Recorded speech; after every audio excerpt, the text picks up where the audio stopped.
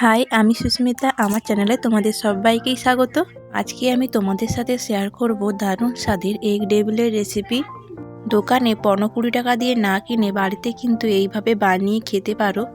আশা করি ভিডিওটি তোমাদের খুবই ভালো লাগবে, তাই ভিডিওটি শুরু থেকে শেষ পর্যন্ত দেখার অনুরোধ রইল।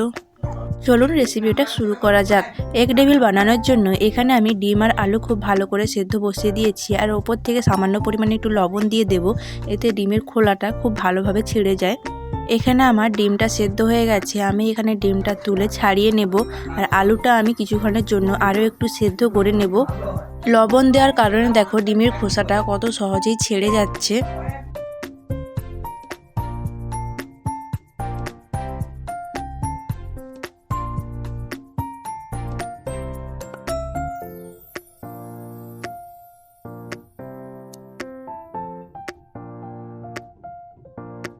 এখানে আমি ডিমগুলো ছাড়িয়ে নিয়েছি, এবার আমি ঢাকনা খুলে দেখব আলুটা সেদ্ধ হয়েছে কিনা। দেখো কত সুন্দরভাবে এখানে আলুটা আমার সেদ্ধ হয়ে গেছে। এবার আমি আলুটা তুলে নেব। এখানে আমি আলুগুলো একটা জামের মধ্যে তুলে নিয়েছি। আলুটা খুব গরম থাকার কারণে এখানে আমি ঠান্ডা জল দিয়ে আলুটা ভালো করে ছাড়িয়ে নেব।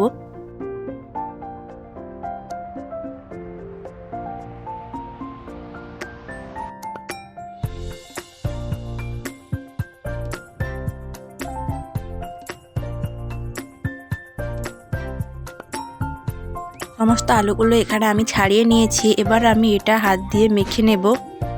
এখানে আমি আলুগুলো খুব ভালো করে মেখে নিচ্ছি। আলু মাখা কমপ্লিট হয়ে গেলে এবার আমি ডিমটা অর্ধেক করে কেটে নেব।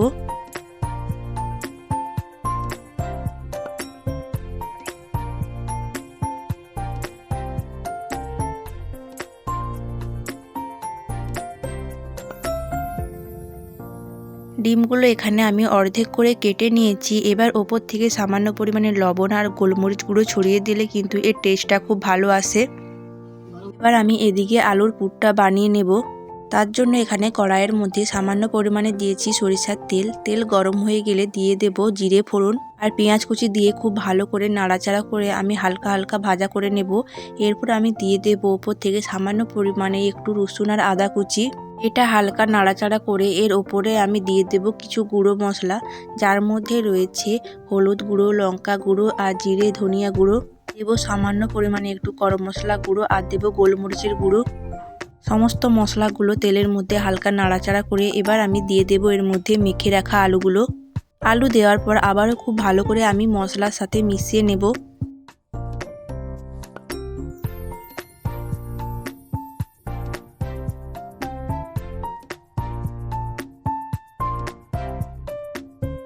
এখানে আমার মশলার সাথে খুব ভালোভাবে আলুটা মাখানো হয়ে গেছে। এবার আমি এর মধ্যে দিয়ে দেব স্বাদ অনুসারে লবণ, দেব সামান্য পরিমাণে একটু ধনিয়া পাতা কুচি, আর দেব অল্প পরিমাণে একটু মটরশুঁটি। সমস্ত কিছু দিয়ে আবার কিছুক্ষণের জন্য এখানে আমি নাড়িয়ে চাড়িয়ে নিলেই কিন্তু এখানে আমার আলুর পুরটা তৈরি হয়ে যাবে। এবার আমি আলুর পুরটা একটা প্লেটের মধ্যে রেখে কিছুক্ষণের জন্য পুরটা ঠান্ডা হতে দিয়ে দেব।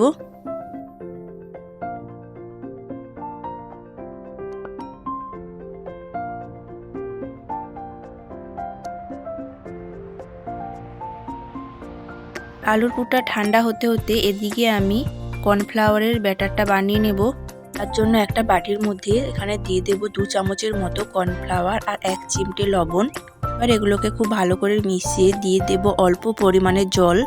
জল দেওয়ার পর এগুলো আমি খুব ভালো করে মিশিয়ে একটা ব্যাটার বানিয়ে নেব। এখানে আমার কর্নফ্লাওয়ারের ব্যাটারটা তৈরি হয়ে গেছে। এবার আমি প্রথমে ডিমের চপটা বানিয়ে নেব। তার জন্য আলুর মধ্যে ডিমটা রেখে বলের আকারে আমি শেপ বানিয়ে নিচ্ছি। সমস্ত ডিমগুলো আমি একইভাবে এইভাবে বলের শেপে বানিয়ে নেব।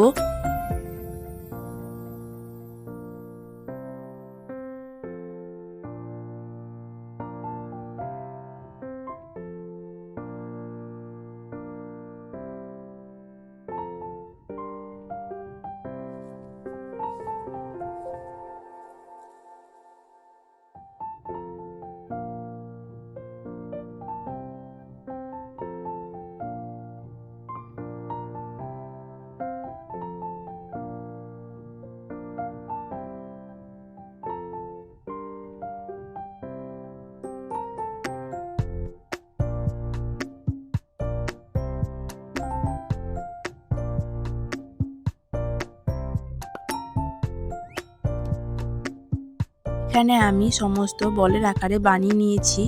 এবার আমি কর্নফ্লাওয়ারের মধ্যে দিয়ে ব্রেড ক্রাম্বসে কোট করে নেব।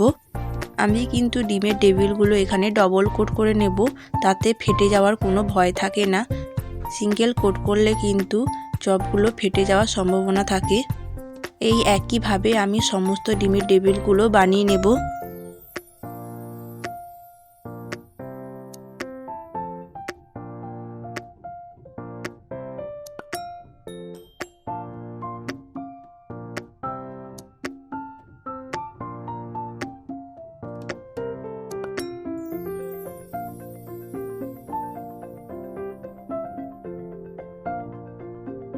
সমস্ত ডিমের টেবিলগুলো এখানে আমার তৈরি হয়ে গেছে। এবার আমি তেলের মধ্যে ফ্রাই করে নেব।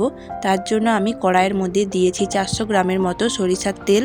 তেল গরম হয়ে গেলে এগুলো খুব ভালো করে আমি লাল লাল করে ভেজে নেব। ভাজার সময় কিন্তু এখানে গ্যাসের ফ্লেমটা মিডিয়ামে রাখতে হবে, আর এগুলো খুব আলতো হাতে কিন্তু নাড়াচাড়া করতে হবে, না হলে ফেটে যাবে। তো এখানে আমি কিন্তু লাল লাল করে ভেজে নিচ্ছি। এবার আমি এগুলো তুলে নেব একটা প্লেটে।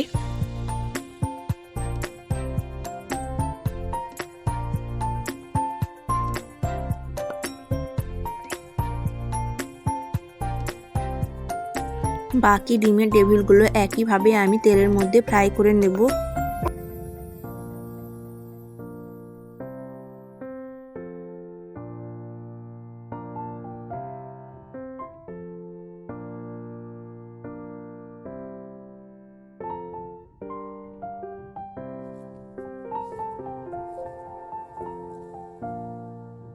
সমস্ত ডিমের টেবিলগুলো এখানে আমার ভাজা হয়ে গেছে। আর আমি এগুলো প্লেটের মধ্যে সাজিয়ে নেব সস আর স্যালাড দিয়ে। তো আজকের রেসিপিটা তোমাদের কেমন লাগলো অবশ্যই কমেন্টে জানাতে ভুলবেন না। ভালো লাগলে লাইক করবেন, শেয়ার করবেন এবং সাবস্ক্রাইব করে পাশে থাকবেন। পাশে থাকা বেল আইকনটি অবশ্যই প্রেস করে দিও, তবে আমার দেওয়া সমস্ত ভিডিও নোটিফিকেশান সবার আগে তোমাদের কাছে পৌঁছে যাবে। তো আজকের মতো এখানে দেখা হচ্ছে অন্য কোনো রেসিপি নিয়ে। সবাই ভালো থাকবেন, সুস্থ থাকবেন এবং সাবধানে থাকবেন। Thanks for watching guys, by.